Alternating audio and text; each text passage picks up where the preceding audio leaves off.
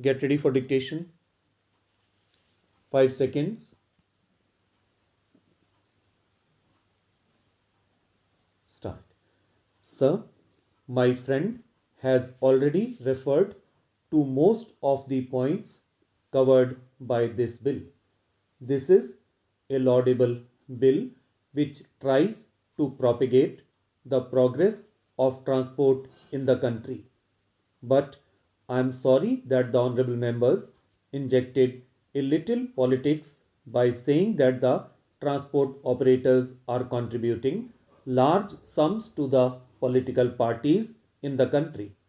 Maybe it was true in West Bengal when his party was ruling, but certainly it is not a fact now, and so this should be denied with all the vehemence on the floor of the House. One of the points in the 20-point program that has been propagated in this country by the Prime Minister is the improvement of the transport system, which is sought to be done by the issue of national permits. So, the amendment of the Motor Vehicles Act 1939 is one step forward in that direction. The Honorable Minister of Transport, Dr. Dhillon, knows the position very well because he was the minister in charge of transport in Punjab once. He has also travelled far and wide, practically all over the world, and has seen the functioning of the road transport and its relation to the development of the economy in both developed and developing countries. Practically 70% of the goods in UK are being carried by road transport and only 30% by the railways. But what has been happening to the development of road transport in India? When we go into its history, we find that the Motor Vehicles Taxation Inquiry Commission recommended in 1950 that we should have a road transport policy. An advisory committee on rail, road and water transport coordination was started on in 1958 but was wound up in 1966. The result is that we do not have a Transport Development Council to coordinate various matters relating to inland water transport, coastal shipping, road transport, etc. I am sure that it is a very important matter and the ministry should consider to establish a forum where all these matters can be taken up.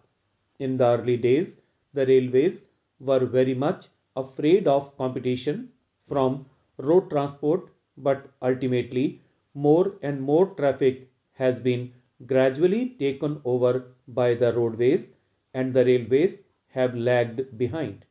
According to the 75th report of the Estimates Committee of 1984-85, in 1950-51, passenger traffic carried by road was 24.9% and that by rail was 75.1%, whereas in 1983-84, passenger traffic carried by road was 49% and by rail was 51.1%.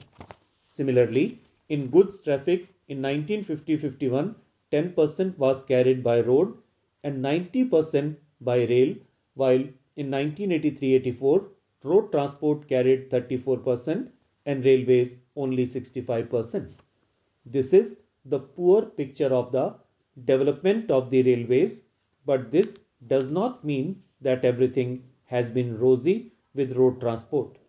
Actually, everything has been done to throttle road transport. I am sure the Honorable Minister knows the present prices of vehicles, their spares, and the various bottlenecks that this industry is facing. A vehicle costs rupees 1 lakh, a body costs rupees 25,000.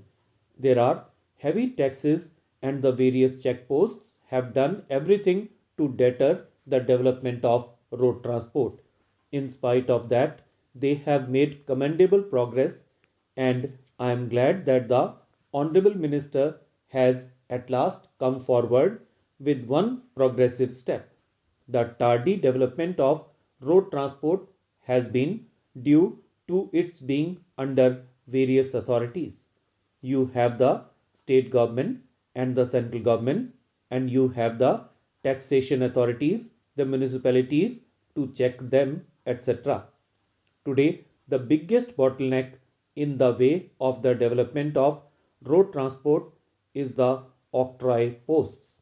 Since 1959, this matter has been discussed again and again at all levels and in all forums, including ministries and offices of the state government, but I do not know what has happened.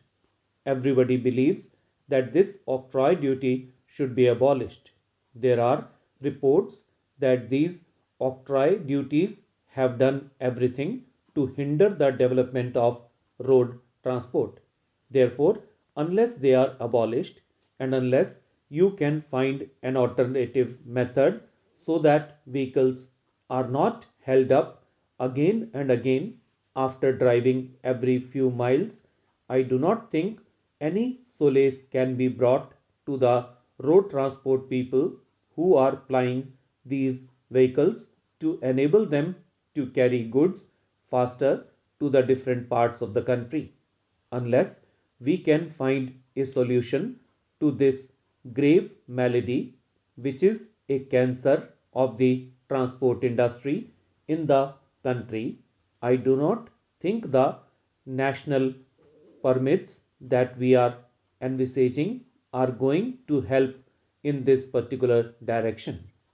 It is not a happy thing that we are in a position of emergency in this country. If we cannot do this thing is an emergency. How can we do it is the in the normal time?